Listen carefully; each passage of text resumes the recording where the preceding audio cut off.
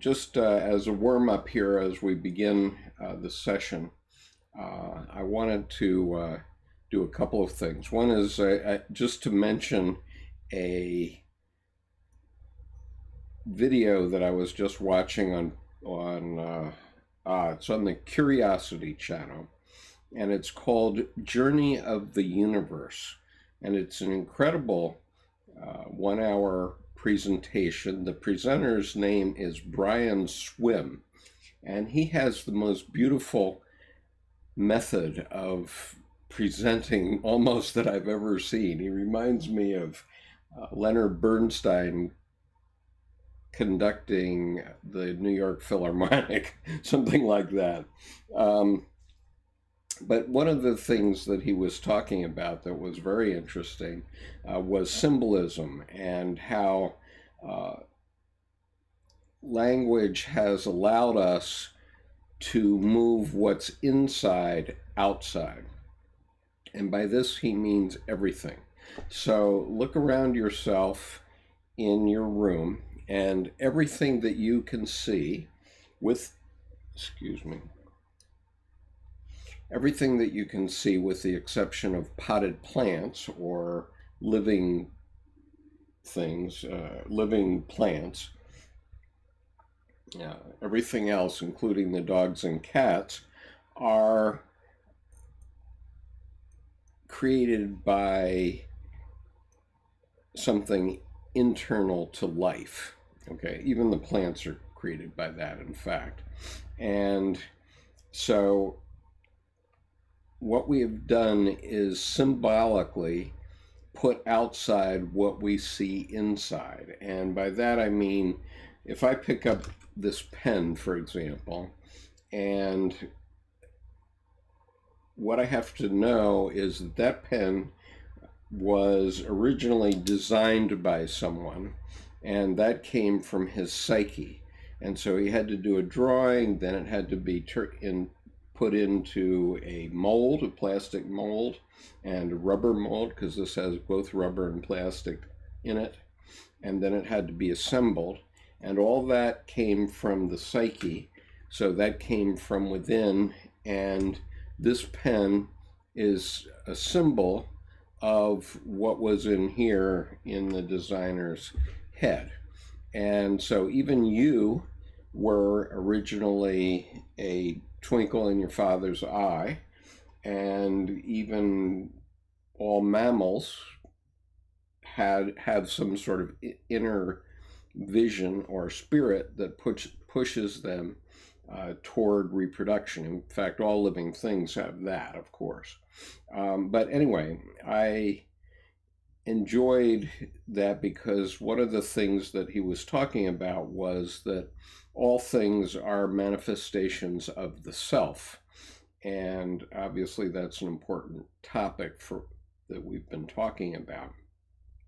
And the question is, where are we going? So the video is called Journey of the Universe, and it reminded me to look back again at this book, Jung's Red Book for Our Time, this time in volume 1, and in the first essay in that book, on page 35, there is a quote of Dr. Jung's from a letter that Dr. Jung wrote to the Reverend Morton T. Kelsey, 3 May 1958. And in that letter, he was talking about the spirit and how the spirit is manifesting. But here's the issue.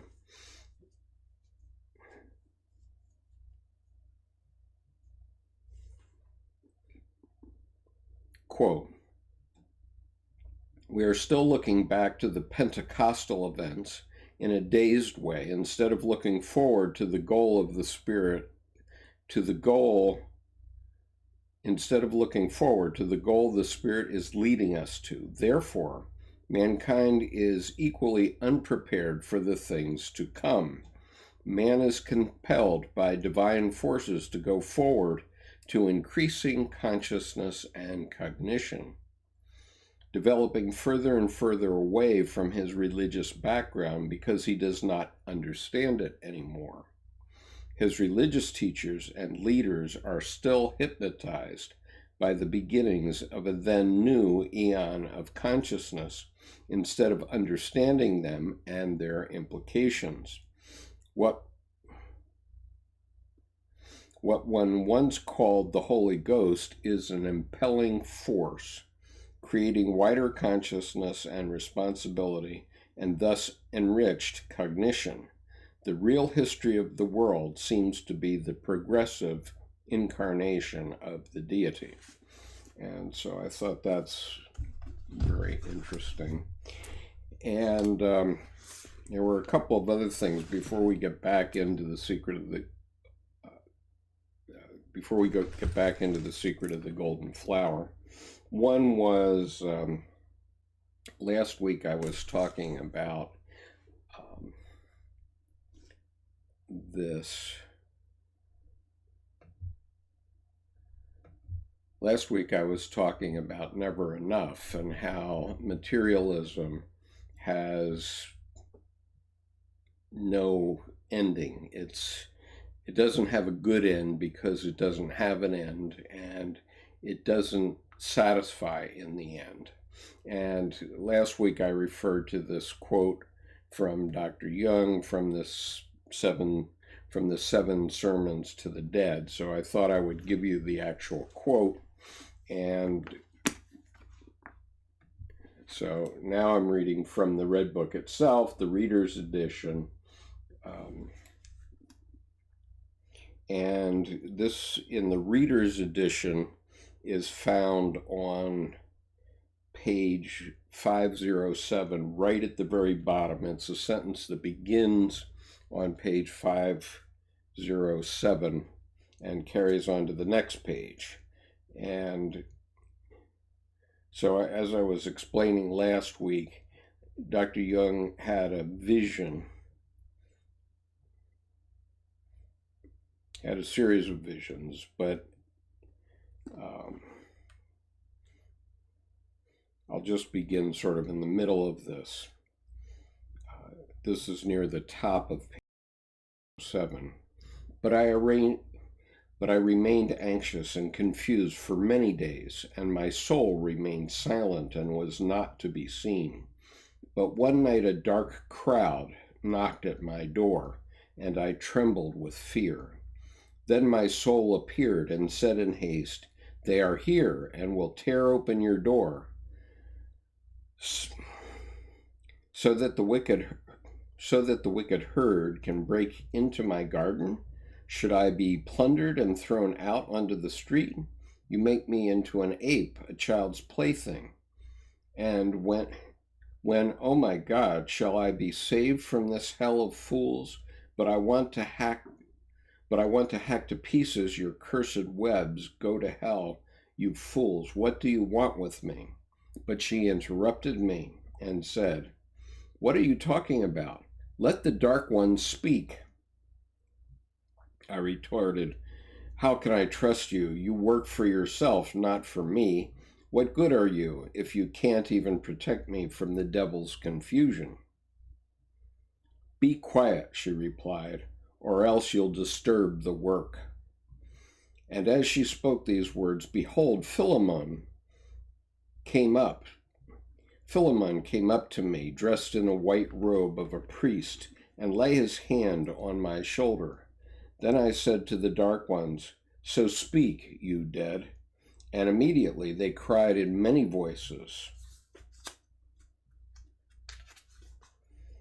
"We have come back from Jerusalem, where we did not find what we sought. We implore you to let us in. You have what we desire. Not your blood, but your light. That is it." Then Philemon lifted his voice and taught them, saying, and this is the first sermon to the dead.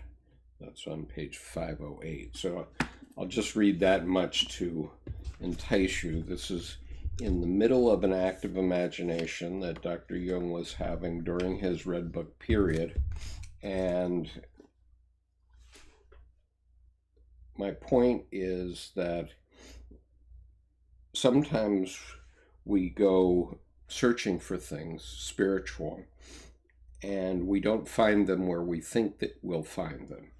In our materialist society, of course, we have this, where if you get a boat, then you want a bigger boat, then you want a bigger boat, then you want a bigger boat, and the more you do that, the more you think, well, I'll be happy once I get the new boat, but you never get there. And so that's why people have this feeling after getting a 63-foot long boat, which is probably well over $1 billion in price, never enough.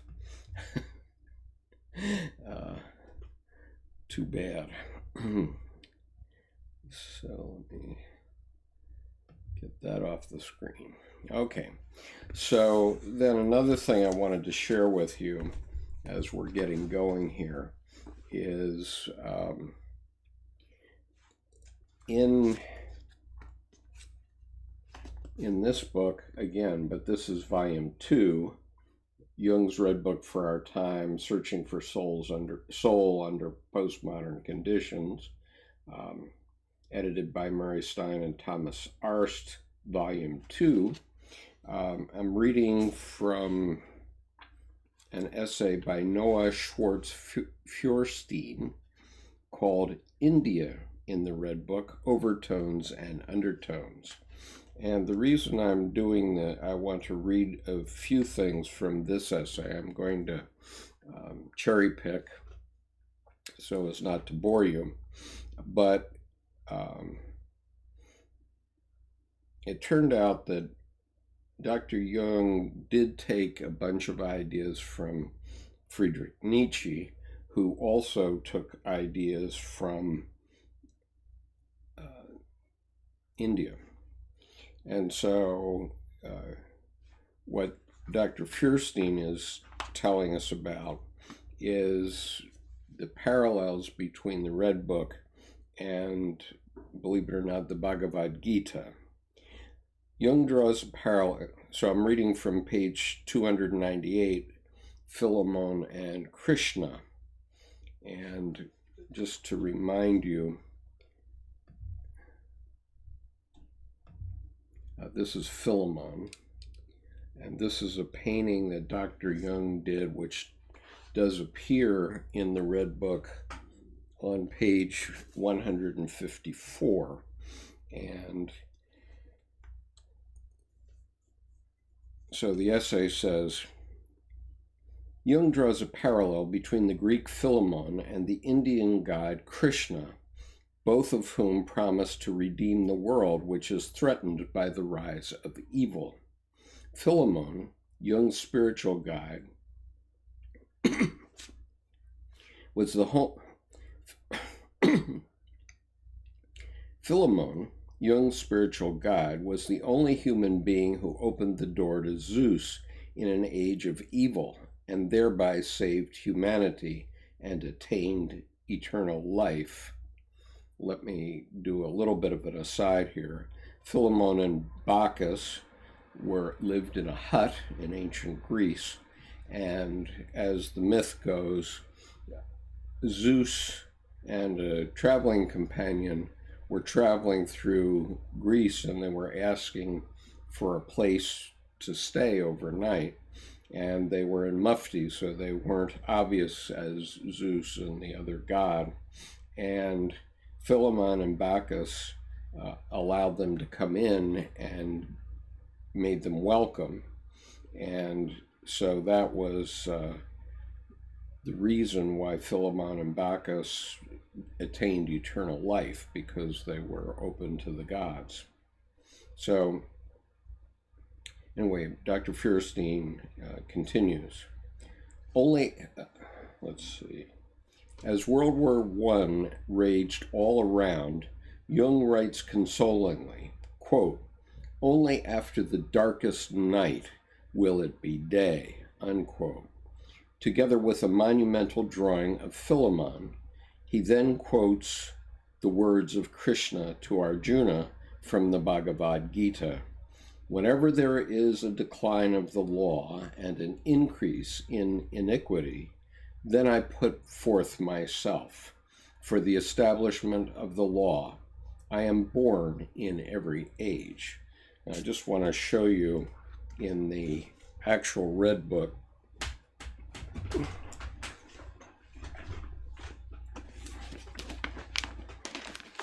So here's my copy of the actual Red Book. And what I wanted to show you was the words that are written up next to the image. And those words are written there in English. And that is the only part of the actual Red Book where English is used. Every place else, Dr. Jung has used German calligraphy, but there he used English.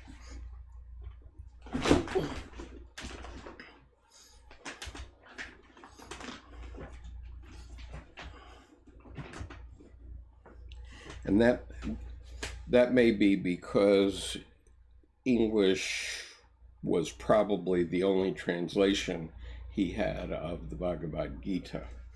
But anyway, I want to continue on with this.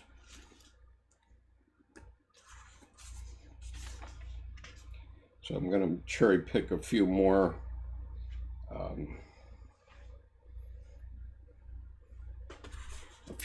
passages here. So on page 302,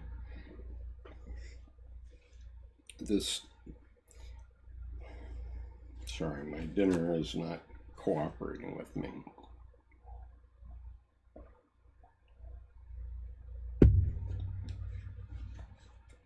Okay, so there's a subtitle here, and it's Detachment from the Sensory World.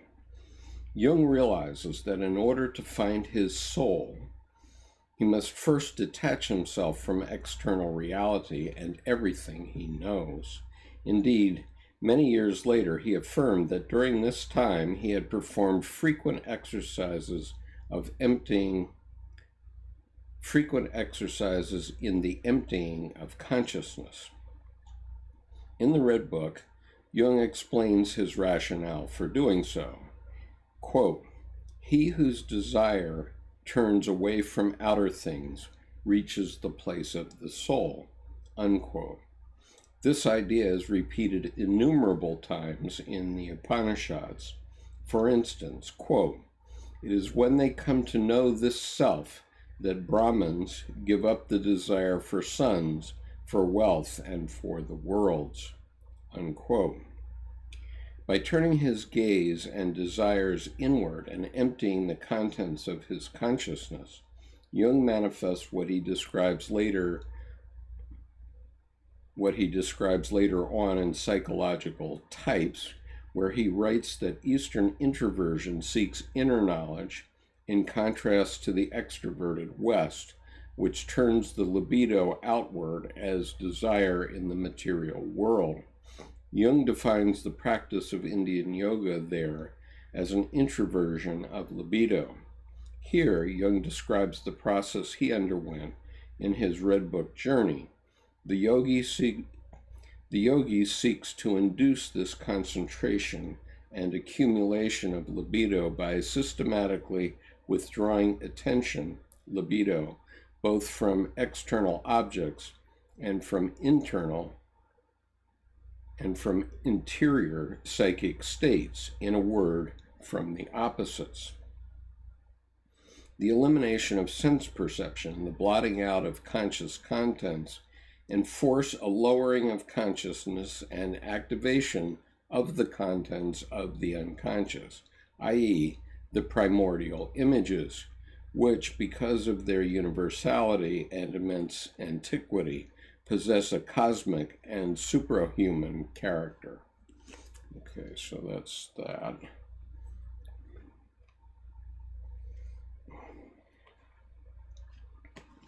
Then I wanted to read on here about, I hope this is fascinating to everyone.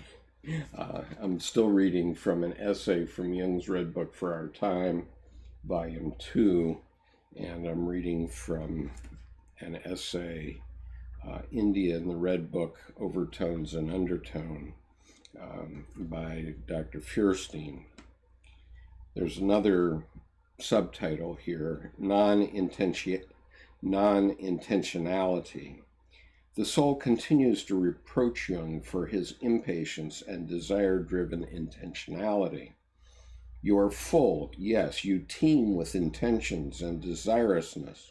Do you still not know that the way to truth stands? Do you still not know that the way to truth stands open only to those without intentions? Jung ascribes this understanding of the wisdom of the East, as he wrote immediately upon stopping writing in the Red Book. Western civilization turns everything into method and intention, as opposed to the East, where we find the art of letting things happen, action through non-action, letting go of oneself, or, as clearly stated in the Bhagavad Gita, quote, your action is for action alone, never for results, unquote. She then goes on to talk about arrogance. Over and over in the Red Book, Jung struggles to rid himself of his pride and arrogance. When the heroes of the Upanishads confront this same challenge, they discover that true recognition of the self brings a release from arrogance, and the inflated ego finds humility upon encountering the self.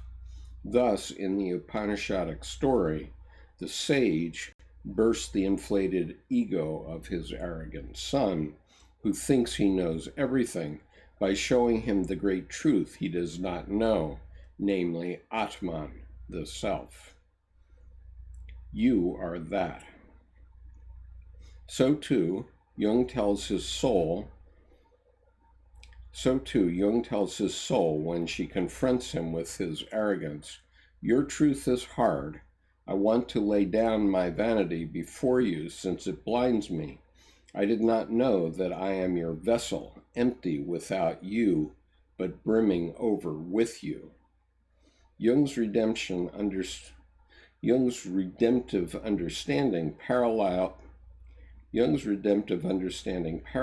the Upanishadic you are that, you being that self which is greater than you are.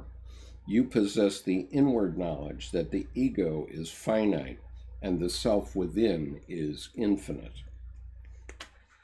Okay.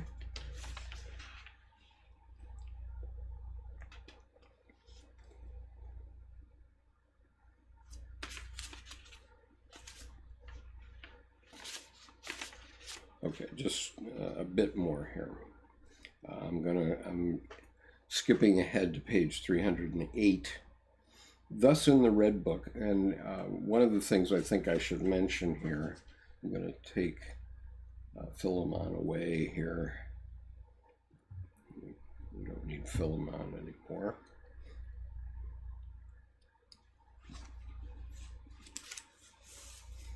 Yeah, I love that picture too, Thomas. Thank you for saying so.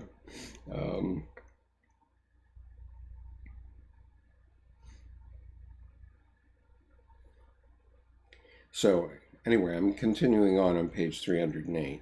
Thus in the Red Book, the soul returns and insists, I know what I wanted to mention.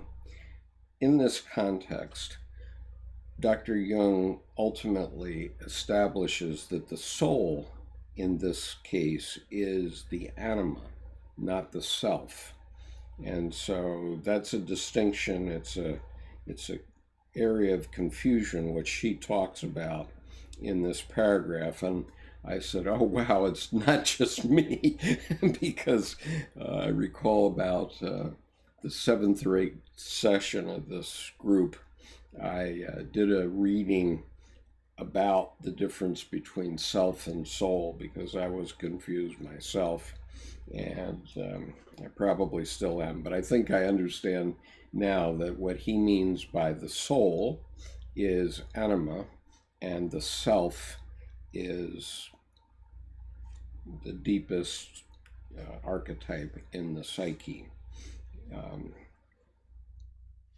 So anyway, carrying on. Thus, in the Red Book, the soul returns and insists that it is light that characterizes her. Quote, but my soul spoke to me saying, quote, my path is light, unquote. Yet I indignantly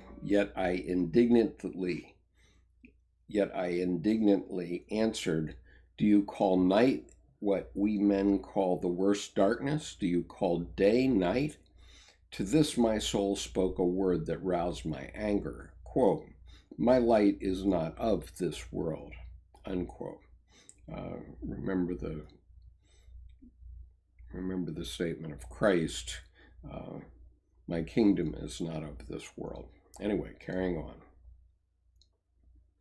In the Red Book, the terms soul and self overlap to some extent and are not entirely distinguishable.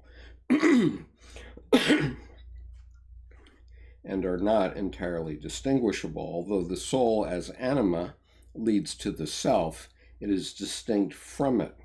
In view of the preceding passages, one might suppose that the soul is the destination of the journey, but gradually the self becomes increasingly present and asks, as I shall presently show, to be reborn as a new God. Jung was just beginning to develop his ideas on the self when he started composing the Red Book, and as he himself admits, his conceptualization of it was influenced by Nietzsche, who had been influenced in turn by the Indian concept of Atman. In the course of the Red Book journey, Jung realized his primary goal, the discovery of the self, which was to become the cornerstone of his psychological theory. Through his drawings of mandalas, Jung experienced the unconscious structuring principle in which the ruling ego is deposed in favor of the self. And then there's the next section.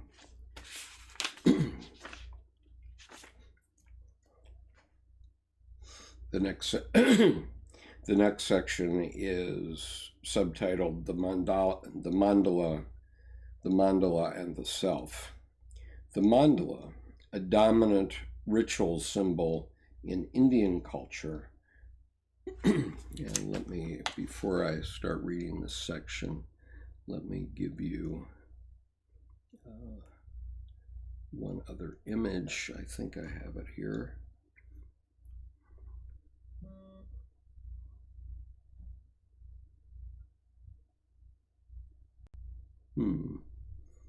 Thought I put it there.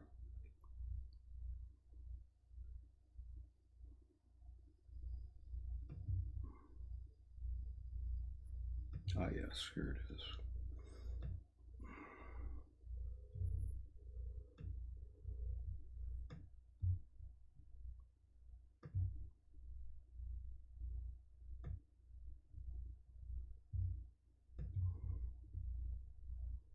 Sorry, I'm just adjusting this so you can see me still in this picture.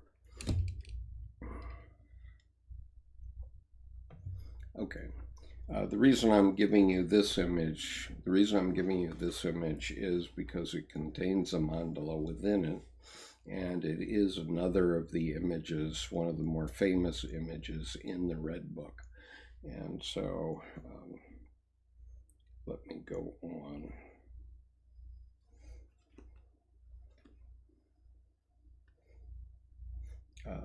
The mandala and the self. The mandala, a dominant ritual symbol in Indian culture, represents the cosmos and the inner dwelling place of the divine principle. During the composition of the Red Book, Jung found himself drawing mandalas as a means of calming his psychic turmoil. In his later reflections on the mandalas he drew in the Red Book, Jung arrived at insights that advanced his conceptualization of the self and negated his earlier Western position vis-a-vis the centrality of the ego. Here, once again, we find Jung demonstrating his affinity with India and his views on the misguided Western approach. Quote, I acquired through them a living conception of the self. The mandala corresponds to the microcosmic nature of the psyche. It had been proved to me that I had to abandon the idea of the superordinate position of the ego. Thus, in the terminology of the Upanishads, the mandala guides Jung in his development from avidya, ignorance, to vidya, true knowledge of the self. Quote, I am the fool who lives in a dark place somewhere. In that way was my Western prejudice that I was the center of the mandala corrected, that I am everything, the whole show, the king, the god, unquote.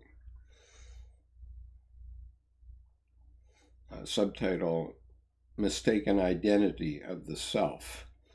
A similar idea is expressed in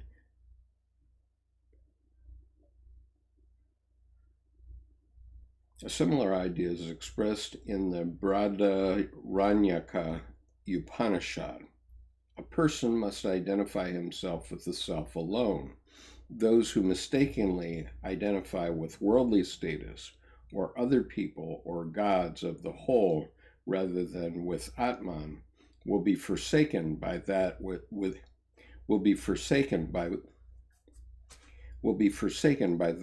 which they have mistakenly identified.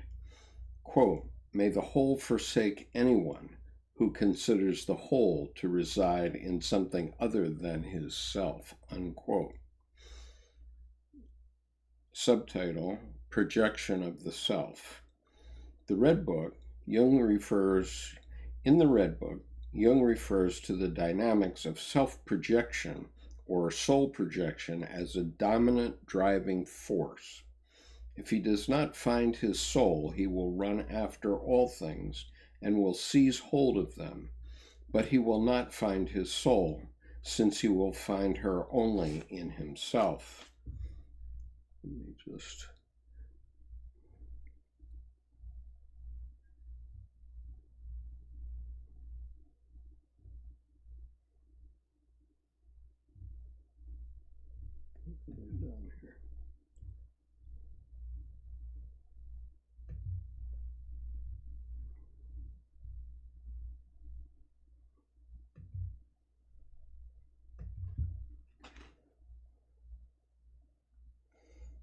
Truly his soul lies in things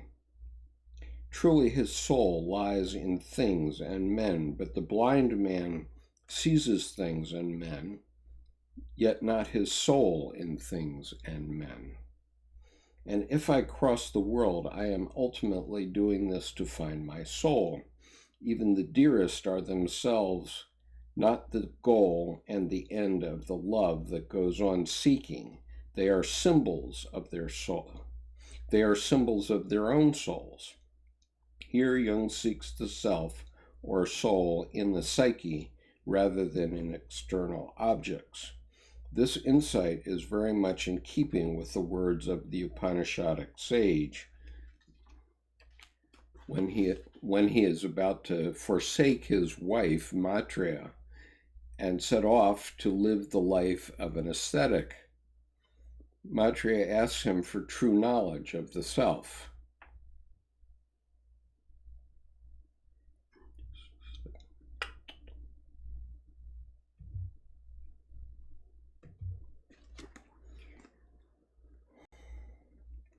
Maitreya asks him for true knowledge of the self, which is crucial for the attainment of immortality. In response, he explains the importance of holding fast to the true self because of the tendency to become confused and mistakenly identify the self with various external objects, to love them and cling to them. One holds a husband dear, you see, not out of love for the husband, rather it is out of love for the self, Atman, that one holds a husband dear. He then enumerates all objects that are important to man: wife and children, wealth, gods, creatures, and everything else. You see, Matra, he says, it is oneself, Atman, which one should see and hear, reflect and concentrate. Concerning the projection of the self and the illusion of redemptive love, Jung writes, consequently, we should not use the other for our own composed redemption. The other is no stepping stone for our feet. The need for redemption expresses itself through an increased need for love, which we think can make the other happy. But meanwhile, we are brimming with longing and desire to alter our own condition, and we love others to this end. But by ceasing to project the self onto others, we are liberated to form true relationships. Selfish desire ultimately desires itself. Your desire is the father of the God. Yourself is the mother of the God. But the Son is the new God, your master. Subtitle, Fruits of the Journey. I'm just going to read one paragraph of this. The discovery of the self is thus not merely a psychological experience, but a profoundly religious one, a theological solution to the crisis of faith and science. Quote, I can only avow that I have experienced God, that I recognize the God by the unshakableness of the experience. The God appears to us in a certain state of the soul, unquote. Okay. All right, so I'm going to stop the reading of that, and I'll take any questions or comments you may have about that. Okay, just for purposes of the video, I've been reading from Jung's Red Book for Our Time, Searching for Soul Under Postmodern Conditions, edited by Murray Stein and Thomas Arst, Volume 2, but the first reading was from Volume 1. I urge you to get both of these books and study them because they are fascinating, absolutely fascinating.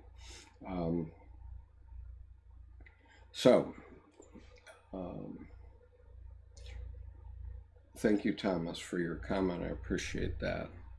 All right, so we are talking about, there's one other thing that I wanted to share with you again. I've shared it before. This is an image of Dr. Edward Edinger's diagram of the psyche in Jungian terms. And so just to remind you of it for purposes of understanding soul and anima and so on, here at the top we have three egos, three separate egos. One is a man, one is a woman, and one is a neutral ego. And from each of them projects the shadow. That's the triangular, darker area. And the self is the bottom half circle.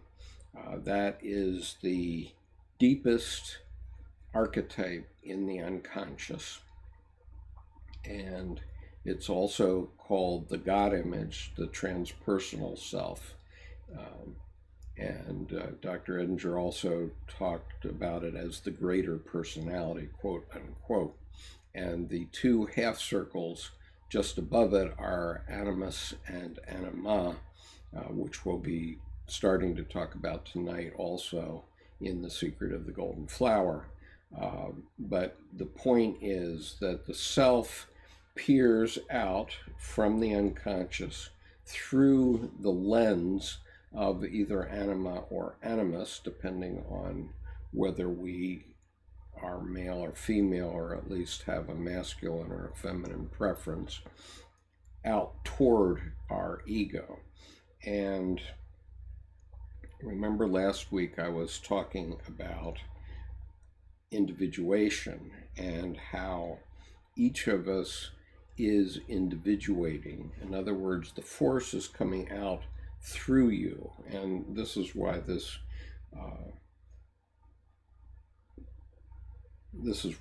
video that I was watching earlier this evening is interesting, because what Brian Swim was talking about was the fact that everything in the world is actually symbolic of things that were within us at one time.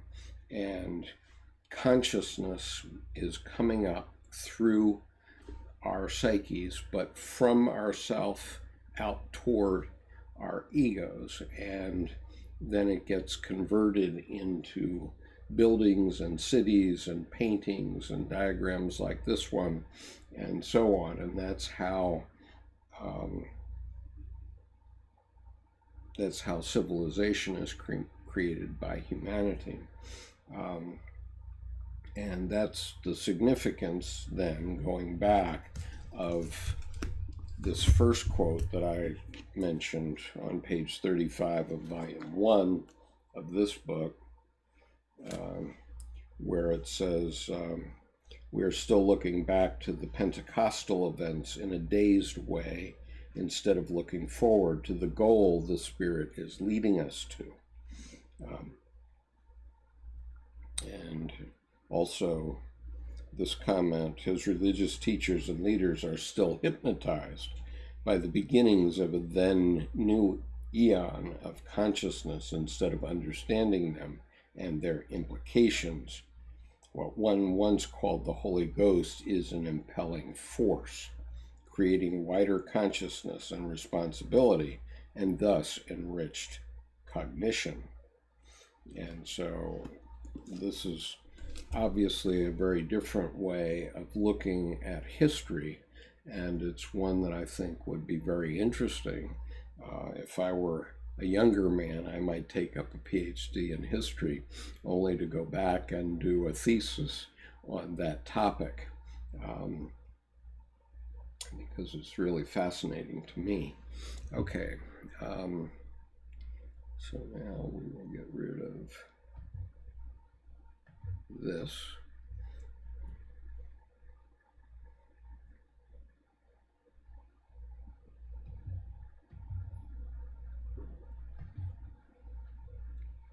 Okay, so I don't want you to be deprived of these notes.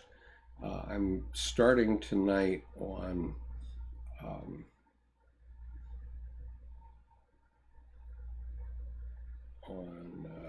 paragraph 48 of The Secret of the Golden Flower. Let me see if I can.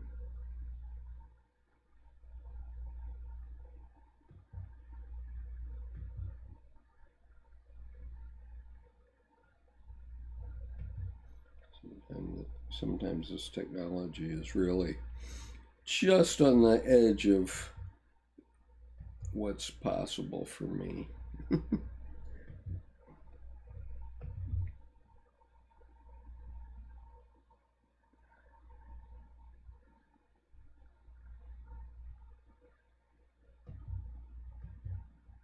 Okay, that didn't work. That didn't work.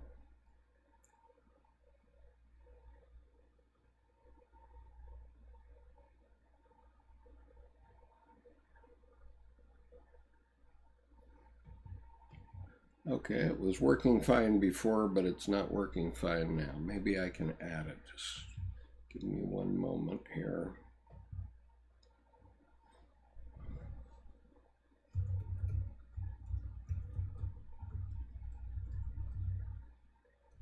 Because what I'm trying to do is share my notes with you so that you can see what I'm referring to.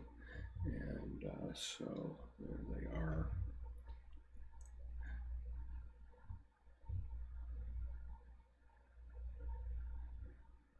Great.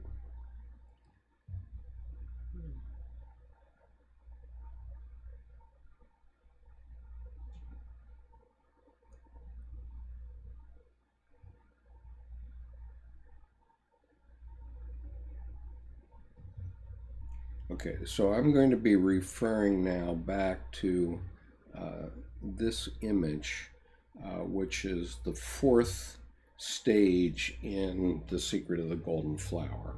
So in this image, the adept is imagining five other adepts, and each of them is imagining five other adepts. So there's 25 adepts in total in these images. And what they represent is different complexes within the psyche, which a Taoist adept understands to be illusion, and therefore what he's doing is, among other things, if he has a problem, he's trying to look at his problem from every direction. So in this case, he's looking at the five adepts, and those may be different people that are involved with his problem in one way or another, and he's trying to spread that out farther even by imagining what the problems are that adept is facing in his psyche. And what Dr. Jung's point was that as long as you can collapse these things and recognize that they are illusions, everything is hunky-dory. But if you can't collapse them, their autonomy may be symptoms of schizophrenia. And so this is what he said. I'm not an expert on this area, but I just wanted to mention that before I get into these notes. And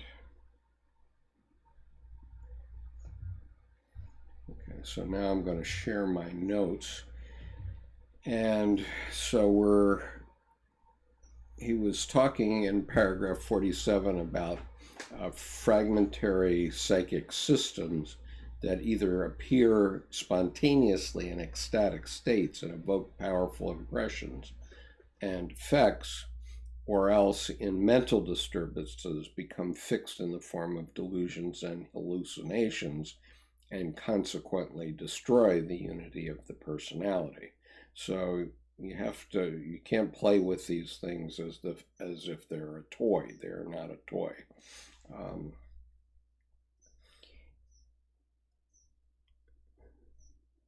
And what I was talking about earlier in terms of the Red Book, of course, the Red Book is a 5-year-long visioning process that Dr. Jung was undergoing, experimenting on himself.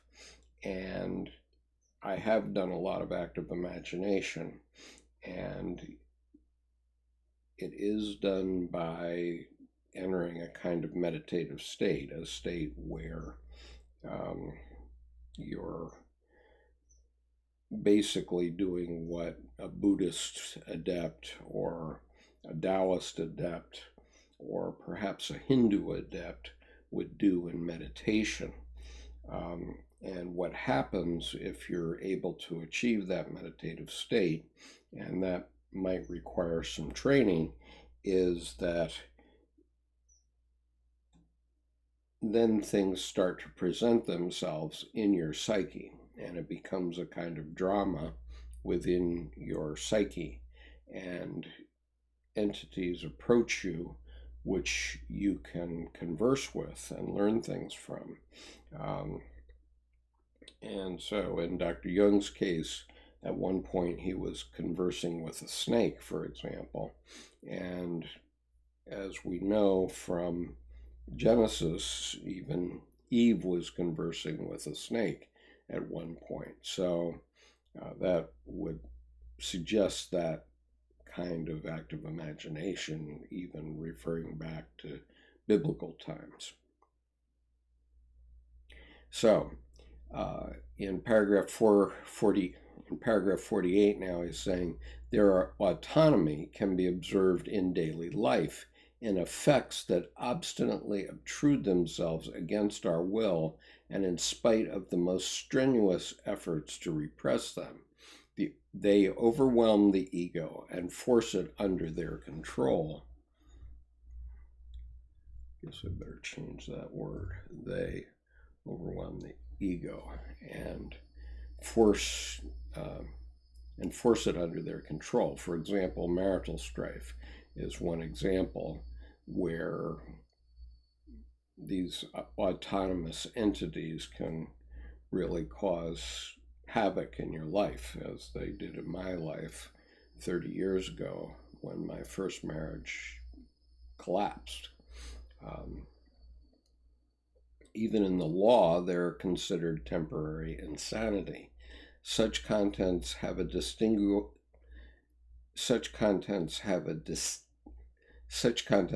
disintegrating effect upon consciousness. Okay, so that's cheery. But if you know that they exist, at least you can learn how to consciously address them. Paragraph 49, fragmentary psychic systems can't be described as pure and simple. They have a character of persons, found especially in mental diseases, psychogenic splitting, or mediumistic phenomenon. This week I did a discussion of the bad deal that I made with the devil on one occasion, or actually it was a good deal in my estimation, but in any case, one of our subscribers questioned the deal I made. But that example, you can find it in the most recent videos that I've done this week, in which I think the name of it is Why Did I Make Such a Bad Deal with the Devil? And I explained that the psychogenic Mephistopheles that appeared in my car next to me 20 years ago came up instantaneously. I didn't have a lot of time to think about it. And it came up at 65 miles an hour on a dark highway. And so it wasn't a question of approaching the issue rationally. And instinctually, I made a Faustian bargain with the devil, and that turned out to be the right answer because it caused the devil to be gone. And he's never come back in the last 20 years, thankfully. But it was instinct. It was my unconscious producing this autonomous entity, and it was another part of my instinct, a separate part, that caused him to be gone. And so these are not things that we necessarily can control. Anyway,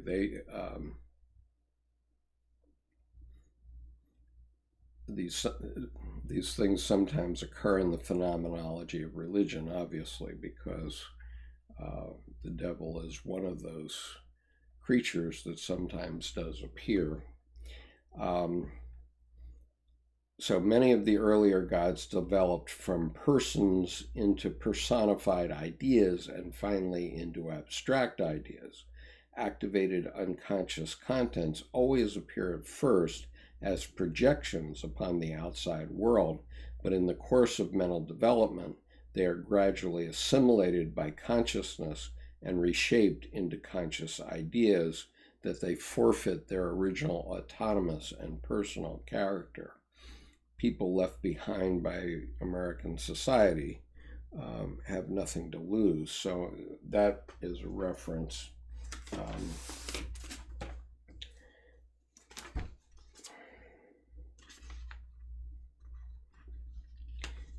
Let's see, volume 7 of the collected works of C.G. Jung, paragraph 395, he's talking about people who have some sort of emotional thing going on for whatever reason. And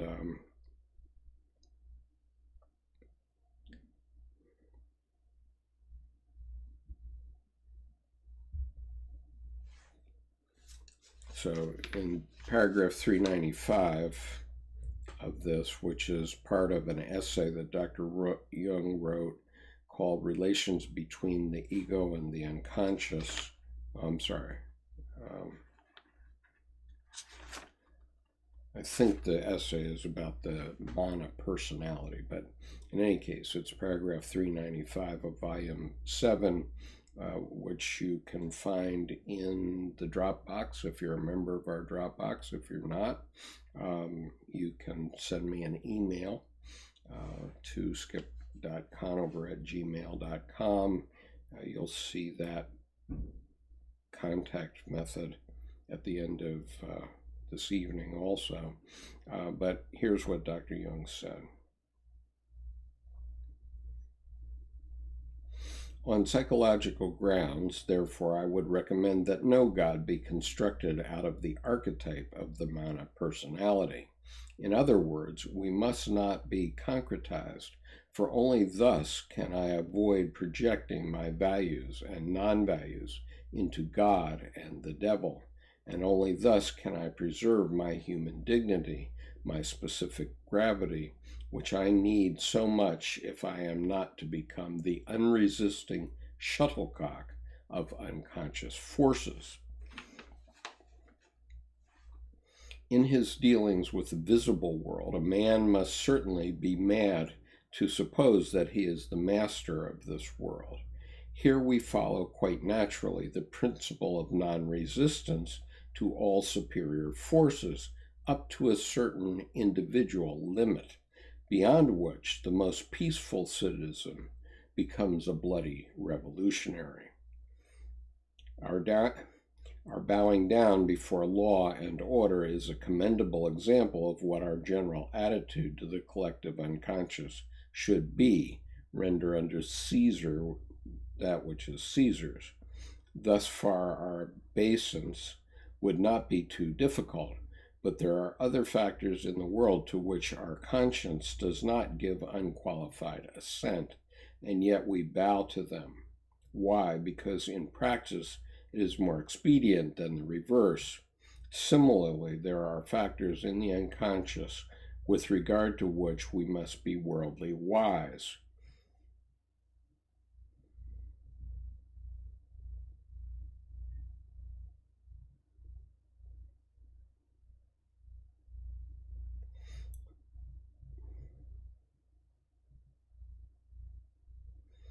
The children of this world are in their generation wiser than the children of light. Ergo, be ye therefore wise as serpents and harmless as doves. Okay. At some point in the future, we may read this mana personality essay, but we need to finish The Secret of the Golden Flower first. And so I'm just making an observation about American society. Paragraph 50. Instructions to the dead in the Tibetan Book of the Dead. Don't take these shapes as truth. Don't confuse with the pure white light of truth, the divine body of truth. Christians are warned. Don't be blinded by the illusion of a personal God. Okay, so that's a personal God that's watching over whether you can make your touchdown at the football game or not. There is no universal puppeteer that's out there making sure that we make our touchdown. We have to get that from ourself, from our heart. Paragraph 51, tendencies toward dissociation inherent in the human psyche. If not so, fragmentary psychic systems would never be split off. That is also the reason why our time has become so utterly godless and profane. We lack the knowledge of the unconscious psyche and pursue the cult of consciousness to the exclusion of all else. Our true religion is a monotheism of consciousness, a possession by it, coupled with a fanatical denial of the existence of fragmentary autonomous systems. Change that word. But we differ from the Buddhist yoga doctrines in that we even deny that these systems are experienceable. For example, X makes me crazy, whatever X is, who knows? But in any case, so many people want to believe that there is no psyche, and that simply can't be true, as we all know. So, our time has committed a fatal error. We believe we can criticize the facts of religion intellectually. We think God is a hypothesis that can be subjected to intellectual treatment, to be affirmed or denied. We completely forget that the reason mankind believes in the demon has nothing whatever to do with external factors, but is simply due to a naive awareness of the tremendous inner effect of autonomous fragmentary systems. This effect is not abolished by criticizing it, or rather the name we have given it, or by describing the name as false. The effect is collectively present all of the time.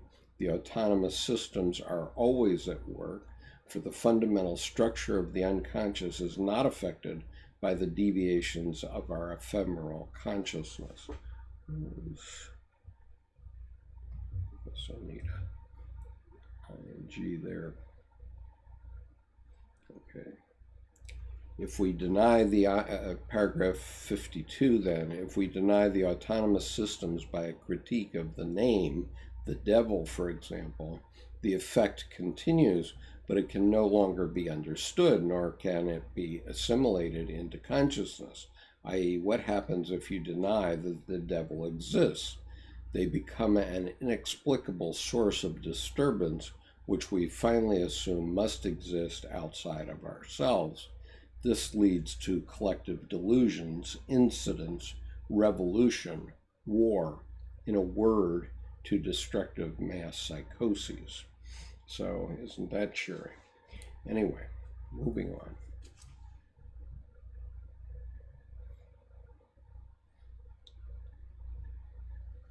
Paragraph 53. Insanity is possession by an unconscious content that, as such, is not assimilated to consciousness, nor can it be assimilated since the very existence of such content is denied.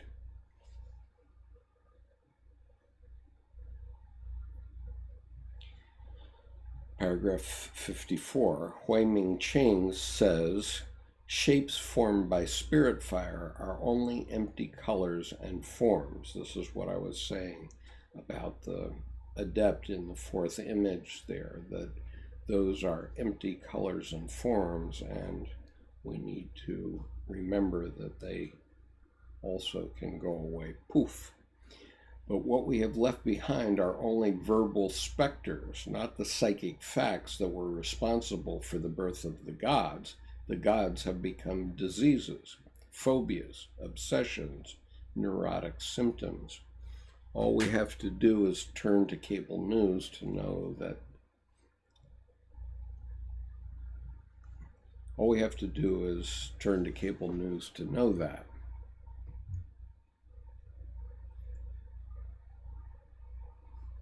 All we have to do is turn on cable news to know that the disorder of the brains of politicians and journalists who unwittingly let loose psychic epidemics on the world. Paragraph 55. Right means in the hands of the wrong man.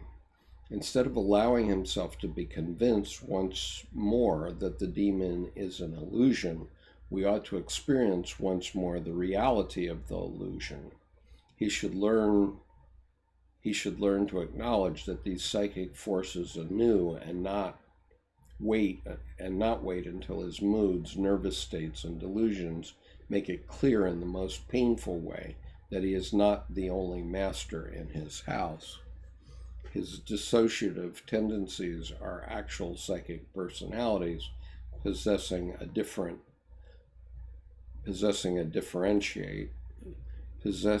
differential reality. It is not a matter of indifference whether one calls something a mania or a god. To serve a mania is detestable and undignified, but to serve a god is full of meaning and promise because it is an act of submission to a higher, invisible, and spiritual being. The personification enables us to see the relative reality of the autonomous system and not only makes its assimilation possible, but also depotentiates the demonic forces of life. When the God is not acknowledged, egomania develops, and out of this mania comes sickness. Okay, are there any comments here? I'm just forging ahead, but if you have any comments or questions, please speak up. This is intended to be a reading group, and see if okay. Paragraph 56, yoga meditation takes acknowledgement of the gods as something self-evident. The veil of Maya cannot be lifted by a merely that's not correct spelling. The veil of Maya cannot be lifted by a merely rational resolve. It requires a most thoroughgoing and persevering preparation consisting in the full payment of all debts to life, as the German and Japanese people discovered in World War II, when the debts could not be paid until all of the crockery was broken. So,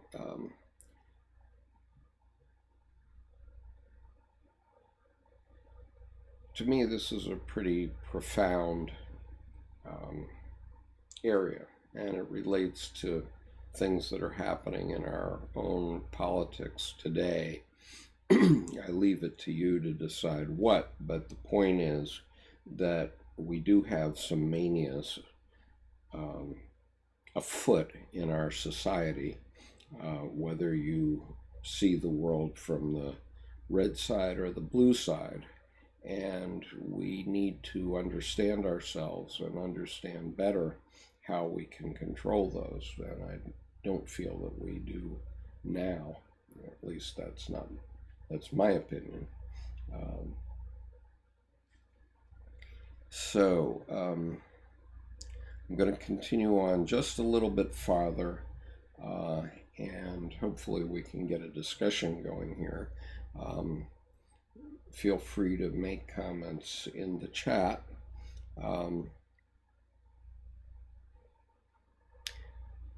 So part B of this commentary is about animus and anima. Paragraph 57, animus, that which we have received from the great emptiness, that which is identical with the primal beginning, logos. Anima is sensuous desires and impulses to anger. So what he's saying here is that animus is the logos, which when human beings started to become conscious and started to create symbols in the form of words, we were able to begin to develop civilization. That's what we did. And that's what we're still doing. We're able to convey our ideas across time and space. And so Dr. Jung's ideas and thoughts are still with us today. He's still conveying them because we're talking about them this evening. And that is the logos. However, we all need to understand how this experience that he was undergoing actually plays out in our lives, because our mental health relies on it. Not only our personal mental health, but the mental health of our families, our societies, our countries, and the whole human species.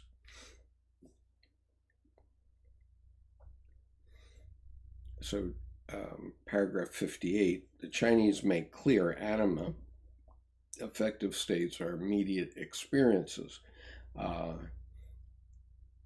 Why aren't they called just moods? Effects have an autonomous character. Most people are under their power. They can be personified. So